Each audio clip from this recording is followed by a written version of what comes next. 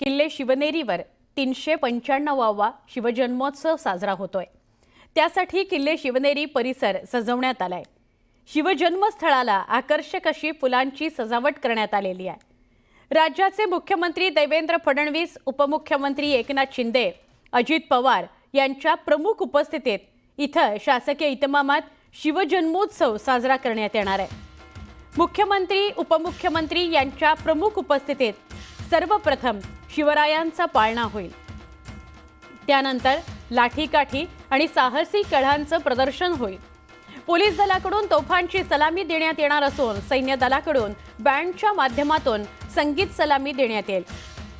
मानवंदनेनंतर शिवनेरीवर शिवनेरी भूषण पुरस्कार वितरण होतील।